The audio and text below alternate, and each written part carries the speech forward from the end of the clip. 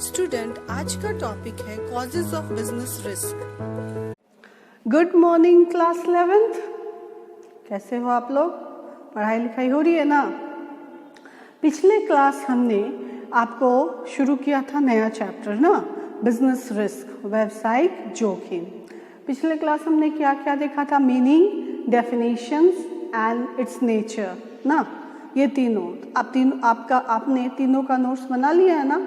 I hope आपने notes बना लिया है। मुझे उम्मीद है कि आपने नोट्स बना लिया है। स्टूडेंट्स, आप रेगुलर स्टडी करो, क्योंकि एग्ज़ाम्स अगर नहीं भी खुले, एग्ज़ाम्स होगी ही होगी ऑनलाइन, तो आप पूरा तैयार रखो कि जब भी एग्ज़ाम्स होगी आप दे सको। ठीक, आज हम लोग चलते हैं नेक्स्ट टॉपिक की ओर। नेक्स्ट टॉपिक क्या है? Causes of business risk. क्या है next topic? Causes of business risk. Business risk के क्या क्या कारण हैं, क्या क्या कॉजेज हैं, बिजनेस रिस्क कैसे उत्पन्न होता है, या इसके होने के क्या क्या कारण हैं। ठीक, या बोल सकते हैं व्यावसायिक जोखिम कैसे उत्पन्न होती है, how business risk is created, किस तरह से रिस्क होता है। रिस्क जाने हम लोग क्या है? Possibility of loss is known as risk. हम लोग जाने ना अभी इसके हमने क्या क्या? पॉसिबिलिटी ऑफ लॉस पढ़े ना। Possibility of loss is known as risk. जहाँ अनसर्टेनिटी है वहीं क्या है? नहीं पता आगे क्या होगा, तो हानि की संभावना को ही व्यावसायिक जोखिम कहते हैं। हमने इसके कितने नेचर पढ़े थे? 5। पहला पढ़ा था क्या कि risk is the result of uncertainty, व्यावसायिक अनिश्चितता का परिणाम है। देखिए ना, दूसरा हमने देखा था रिस्क इज अनअवॉइडेबल, रिस्क से बचा नहीं जा सकता। नेक्स्ट तीसरा देखे थे रिस्क का प्रतिफल क्या है? लाभ। रिस्क का प्रतिफल लाभ है। उसके बाद देखे थे रिस्क की मात्रा व्यवसाय के आकार के अनुसार निर्भर करती है, साइज ऑफ द बिजनेस के अनुसार निर्भर करती है। और लास्ट हमने देखा था रिस्क डिपेंड करता है नेचर ऑफ बिजनेस पे। अगर हम बेसिक नीड्स को पूरा करते हैं तो उसमें रिस्क ज़्यादा नहीं है, लेकिन हम फैशन वगैरह में जाते हैं तो रिस्क ज़्यादा है। मैंने इसको रिवीजन करवा दिया आपको। अब हम चलते हैं कॉजेस, रिस्क के क्या क्या कारण हैं, या how business risk is created, business risk किस तरह से उत्पन्न होता है। इसके 4 कारण हैं। कितने कारण हैं? 4 में क्या है देखो? नेचुरल, ह्यूमन, इकोनॉमिक और अदर कॉजेस। नेचुरल मतलब प्राकृतिक, क्या है मतलब? प्राकृतिक कारण। दूसरा है ह्यूमन, मानवीय कारण। इकोनॉमिक चेंज, उसका क्या हो जाएगा? आर्थिक कारण। और अदर कारण। ठीक, अच्छा, नेचुरल कॉजेस क्या हो सकता है? नेचुरल कॉजेस को हमने फिर से 3 पार्ट में डिवाइड किया हुआ है। नेचुरल कॉजेस जो प्राकृतिक विपदाओं के कारण होता है। नेचुरल कॉजेस तो जैसे जो मनुष्य की शक्ति से परे है, उस पर हमारा कंट्रोल नहीं होता है। होता है क्या? कब बाढ़ आ जाए, कब भूकंप हो जाए, हम लोग इसके बारे में बोल नहीं सकते हैं। तो नेचुरल कॉजेस वो कॉजेस जिसके बारे में हम क्या कर सकते हैं? ये मनुष्य की समर्थ के बाहर है, शक्ति के बाहर है, और उसके बारे में हम कुछ बोल भी नहीं सकते हैं कि कब होगा। तो ये सारे को हम किसके अंतर्गत रखते हैं? नेचुरल कॉजेस के अंतर्गत रखते हैं। ठीक, तो नेचुरल कॉजेस के अंदर 3 है। देखो, seasonal changes, geological changes, other natural climates. Seasonal changes मतलब आपका मौसमी परिवर्तन। मौसमी परिवर्तन जैसे मान लो कोई भी आप ले सकते हो, अचानक सब कुछ ठीक ठाक चल रहा है, मान लो अचानक सीजनल चेंजेस मतलब जो चेंज आया, मान लो अभी ठंड आएगी तो उलन क्लोथ्स आ आएंगे ना। सीजनल मौसमी परिवर्तन, ठंड आएंगे तो उलन क्लोथ्स आ जाएंगे, और जो हमारा सूती है, सिल्क है, वो सब कम बिकेगा। तो सीजनल चेंजेस। या रेनी सीजन आता है तो क्या होता है? छाता अधिक बिकते हैं, वो रेनकोट्स अधिक बिकते हैं ना। तो ये सब क्या है? सीजनल चेंजेस आते हैं। और देखो इसमें रिस्क में क्या आ गया, ये तो जाना हुआ है कि हाँ आएगा, बारिश होगी तो छाता आएगा, ठीक। लेकिन इसमें कुछ ऐसे नेचुरल कॉजेज होते हैं जो हमारी शक्ति के अंतर्गत नहीं होते हैं, हमारे समर्थ के बाहर के होते हैं। जैसे आंधी, तूफान होता है ना जी, भूकंप, जिसके चलते अचानक बहुत कुछ नष्ट हो जाता है। हम लोग देखते हैं ना टीवी में, वहाँ भूकंप के झटके आए, इतने घर बर्बाद हो गए, ये सब। तो ये क्या है, ये सब किस में आते हैं, सीजनल क्लाइमेट्स में, आंधी, भूकंप, बाढ़, सूखा। अब देखो ये महामारी, हिमपात, कौन जानता था कि महामारी आ जाएगा और ये साल ऐसा जाएगा, नहीं जानते थे। तो ये सब क्या है, सीजनल चेंजेस के अंतर्गत आते हैं। क्या क्या बोले, आंधी, तूफान, हिमपात, सूखा, ये सब जो मनुष्य के शक्ति के बाहर की चीज़ है, जिसको हम सोच नहीं सकते हैं। तो इसके चलते भी बिजनेसमैन को लॉस होता है। तो इसको हम क्या बोलेंगे, मौसमी परिवर्तन। मौसमी परिवर्तन के अनुसार भी बिजनेस को क्या होता है, लॉस होता है। नेक्स्ट हो गया क्या आप लोग का, जियोलॉजिकल चेंजेस, भूगर्भ। जियोलॉजिकल मतलब भूगर्भ में होने वाले परिवर्तन। जैसे उसी में प्राकृतिक में भूगर्भ, जैसे झटका लगना, भूकंप के झटके लगने से क्या होते हैं, बड़े बड़े इमारत, बिल्डिंग सब गिर जाते हैं, जिससे चलते बिजनेसमैन को या सभी को बहुत लॉस होता है। तो भूगर्भ मतलब अंदर, जमीन के अंदर जो चेंजेस आते हैं उसको हम क्या लाएंगे, जियोलॉजिकल चेंजेस। ठीक। और नेक्स्ट हो गया other natural causes. Other natural causes में जैसे बिजली गिरना, तापमान का अचानक ऊपर नीचे होना, ये सब हमारे क्या हो गए। जैसे मान लो अच्छा खासा बिजनेसमैन का बिजनेस चल रहा था, गोदाम में रखा था, फिर कुछ पिल्लू लग गया तो मेरा पूरा सामान खराब हो गया। ये सब आ जाएंगे किसने, नेचुरल कॉजेज में। ठीक। फिर से मैं दोहरा रही हूँ, प्राकृतिक कारण। प्राकृतिक कारण के 3 सब पॉइंट्स हैं। पहला है सीजनल चेंजेस। सीजनल चेंजेस मतलब मौसमी परिवर्तन, जैसे भूकंप, बाढ़, हिमपात, सूखा, ये सब आ गया। जियोलॉजिकल चेंजेस, भूगर्भ में होने वाले परिवर्तन। जैसे भूगर्भ में होने वाले परिवर्तन, जैसे मान लो आप कुछ भी ले लो, भूकंप के झटके आए, बिल्डिंग गिर गया, तो ये लॉस हो गया। नेक्स्ट हो गया कि आपका और अन्य प्रकोप। अन्य के प्रकोप में हमारा क्या आ रहा है, जैसे मान लो हमारा बिजनेस, बिजली गिर गया, अच्छा खासा बिजली गिर गया और मेरा बिजनेस खराब हो गया। तो ये सब आ गया किसमें, नेचुरल चेंजेस में। ठीक। नेक्स्ट है ह्यूमन कॉजेस, मानवीय कारण। मानवीय कारण के चलते भी बिजनेसमैन को अच्छा खासा लॉस होता है। ठीक। मानवीय कारण में क्या है, देखो, डिसऑनेस्टी बाय एम्प्लॉय। एम्प्लॉय मतलब कर्मचारी की बेईमानी। बेईमानी मतलब क्या, काम करने, चोरी करना, अच्छे से काम नहीं करना, ये सब चोरी करना, काम कर रहे हैं, सामान को पॉकेट में घुसा के लेके चले गए, चोरी कर रहे हैं, ये सब किस में आ गया, डिसऑनेस्टी बाय द एम्प्लॉय। जो वो क्या करते हैं, काम मन लगा के नहीं करते हैं, जिसके चलते ये होता है।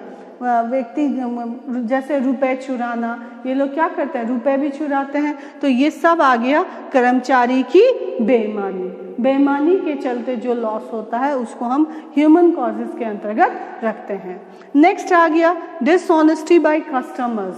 कस्टमर्स के द्वारा जो डिसऑनेस्टी होती है, कस्टमर्स के साथ डिसऑनेस्टी होती है। जैसे मान लो सामान लेके पैसा नहीं देना, फिर आपका भुगतान लेके सामान चले गए और वो पैसा नहीं दिए, या कुछ भी डिसऑनेस्टी, या कस्टमर सामान चोरी करके ले गए, कुछ भी जो कस्टमर द्वारा जो बेईमानी की जाती है उसको हम ह्यूमन कॉजेस के अंतर्गत रखते हैं। नेक्स्ट हो गया स्ट्राइक एंड लॉकआउट, हड़ताल और तालाबंदी। अच्छा खासा बिजनेस चल रहा था, अचानक बिजनेस में क्या हो गया, हड़ताल। हड़ताल मतलब काम बंद, ताला बंद हो गया, तो there is a loss for a businessman. ठीक। और क्या हो गया, वर्किंग केयरलेस, काम करने में लापरवाही। मतलब काम कर रहे थे सुस्त में, अचानक कुछ हो गया, अचानक किसी को चोट लग गई तो काम बंद हो गया। अचानक काम चल रहा था, कोई सोते हुए गिर गया, उसको सर हाथ में चोट लग गया।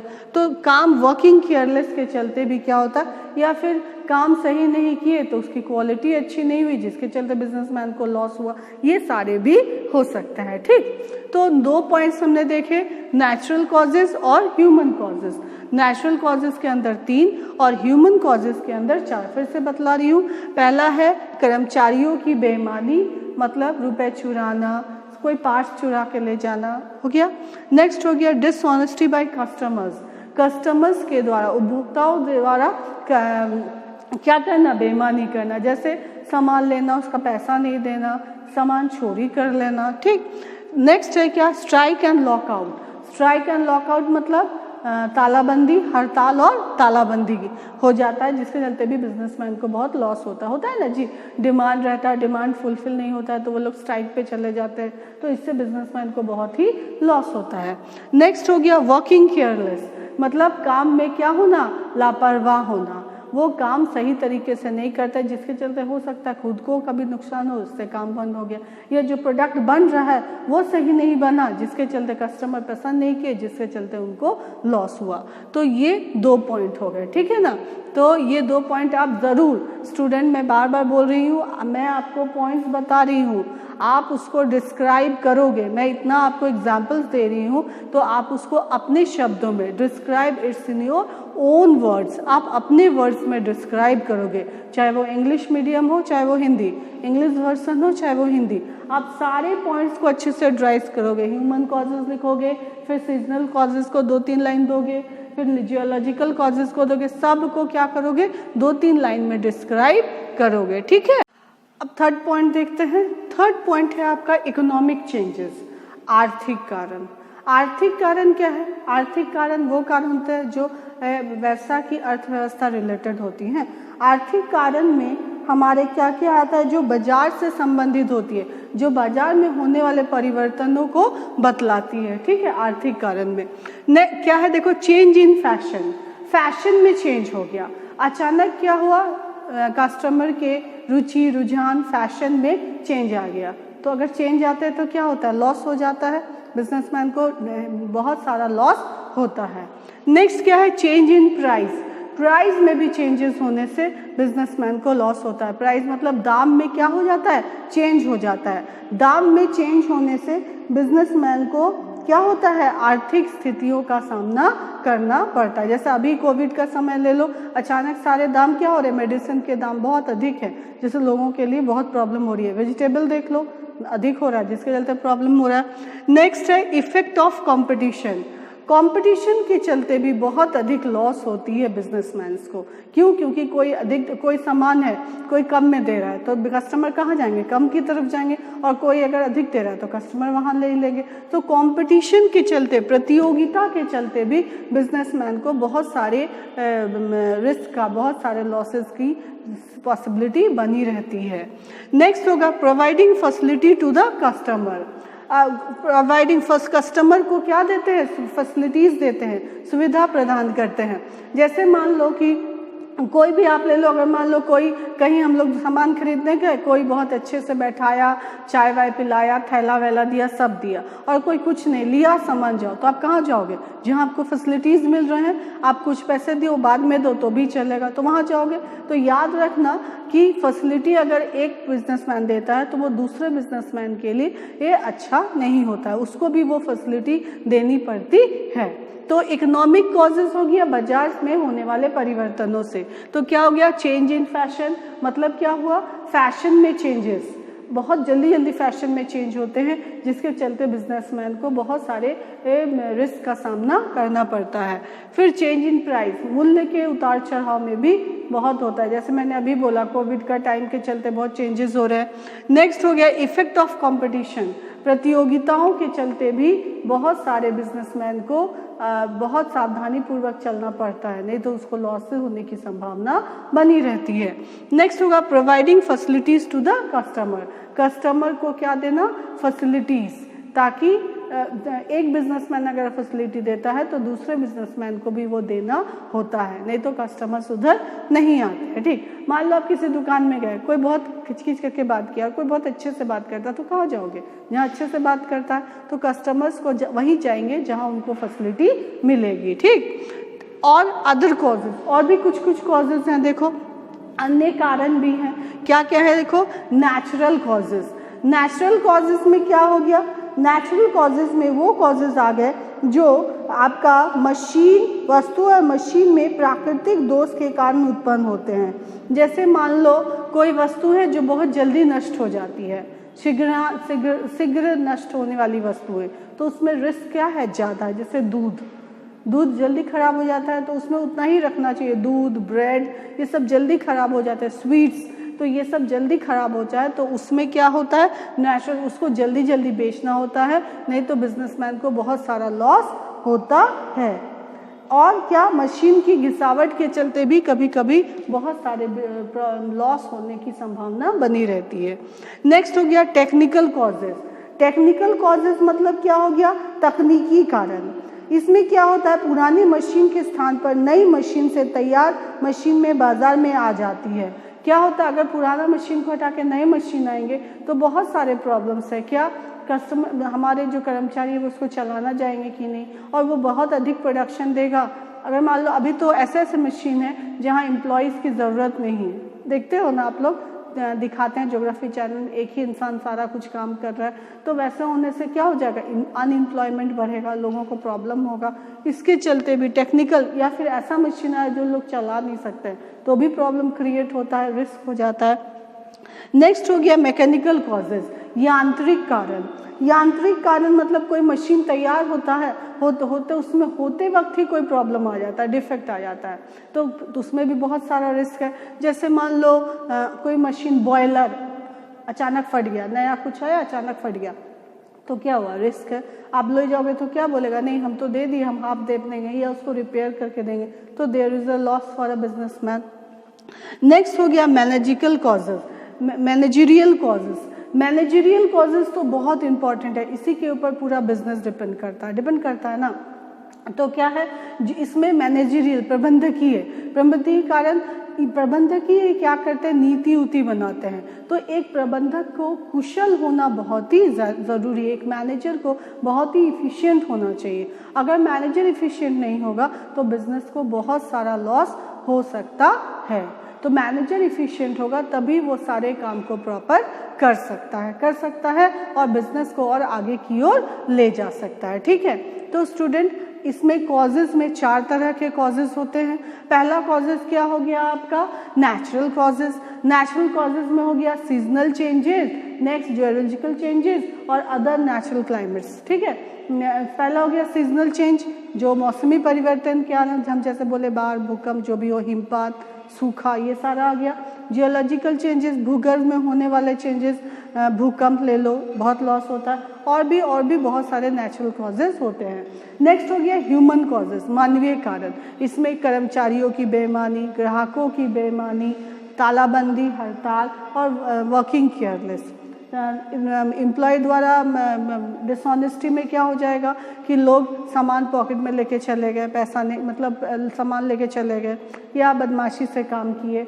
डिसऑनेस्टी ऑफ कस्टमर, सामान पॉकेट में लेके गए, पैसा नहीं दिए, या उधारी ले गए, नहीं दे रहे हैं पैसा, बदमाशी कर रहे हैं। नेक्स्ट स्ट्राइक एंड लॉकआउट, जब एम्प्लॉयज़ का बात बिजनेसमैन नहीं मानते हैं तो कर्मचारी क्या करते हैं, हड़ताल और तालाबंदी करते हैं, जिसके चलते भी बहुत सारा प्रॉब्लम्स होता है। जैसे मान लो एम्प्लॉयज़ को बोनस चाहिए और हमारे जो बिजनेसमैन है वो बोनस नहीं दे रहे हैं, तो ये लोग क्या करते हैं, हड़ताल करते हैं। और नेक्स्ट हो गया वर्किंग केयरलेस, कभी कभी काम में भी केयरलेस के चलते रिस्क होता है। मान लो गोदाम में बीड़ी उड़ी गिरा दिए, सिगरेट गिरा दिए, जिसके चलते आग लग गई, जिसके चलते लॉस हो गया। क्लियर है, तो ह्यूमन कॉजेज, और नहीं, पहला हो गया आपका नेचुरल कॉजेज, फिर ह्यूमन कॉजेज, फिर इकोनॉमिक्स कॉजेज, बाजार में होने वाले चेंजेस। पहला है चेंज इन फैशन, फैशन में परिवर्तन, चेंज इन प्राइस, प्राइस में परिवर्तन, इफेक्ट ऑफ कंपटीशन, प्रतियोगिता के चलते भी प्रभाव पड़ता है, और कस्टमर्स को फैसिलिटी देने से भी क्या होता है, रिस्क उत्पन्न होता है। अदर कॉजेज में हो गया नेचुरल, टेक्निकल, मैकेनिकल और मैनेजरियल कॉजेज। हाँ, तो ये सारे आपके कॉजेज में आ गए। स्टूडेंट, ये चैप्टर तो यहीं ख़त्म होता है, बस इतना ही है आपका इस चैप्टर में, लेकिन इसके क्या क्या क्वेश्चंस बनते हैं ध्यान देना। पहला है what do you mean by business risk, व्यावसायिक जोखिम क्या है, फिर मीन, गिव डेफिनेशंस, उसकी परिभाषा दे, right the nature of business risk, तो आप नेचर सबके पॉइंट्स लिखोगे, 5 नेचर, और सारे को आप क्या करोगे, डिस्क्राइब करोगे। ठीक, नेक्स्ट आता है what are the causes of business risk, ये लॉन्ग क्वेश्चन में आएगा, या कभी कभी ऐसे भी दे देता है describe the human causes of business risk, तो सिर्फ ह्यूमन कॉजेज को आप लिख दोगे, ह्यूमन कॉजेज मानवीय कारणों को आप लिख दोगे, या अगर देता है how business risk is created तो आपको सारे पॉइंट्स लिखना है, ठीक है ना। तो हमको उम्मीद है आपको सारे पॉइंट समझ में आ गए हैं। कॉजेज के 4 कॉजेज है, natural causes, human causes, economic causes and other causes, ठीक है। तो ये चैप्टर आपका यहीं ख़त्म होता है। मैं बार बार आपको बोल रही हूँ आप सारे पॉइंट्स को डिस्क्राइब करना, जैसे जैसे मैं आपको एग्जांपल्स दे रही हूँ। अगर आप बुक खरीदे हो तो बुक में डिस्क्राइब किया हुआ है, और अगर अभी तक बुक परचेज नहीं किए हो तो आप लोग बुक परचेज कर लो, बिना बुक के पढ़ाई नहीं होती है। आप बुक परचेज कर लो ताकि आपको इजीली नोट्स बनाने में आसानी हो। तो कॉजेज 4 हैं, चारों मैंने डिस्क्राइब कर दिया, इसका सब पॉइंट भी होता। अगर आप क्लास में होते तो मैं बोलती आप पढ़ लो, मैं नेक्स्ट डे आके पूछूंगी, तब जाके मैं चैप्टर आगे होती। लेकिन ये आदत रखो, जो भी मैम आपको स्टडी करवाती है आप उसको पूरी अच्छी तरह से समझ लो, ताकि कोई भी अगर क्वेश्चंस पूछे तो you can give the answer, okay, you will able to give the answer, okay. Okay student, thank you, God bless you all.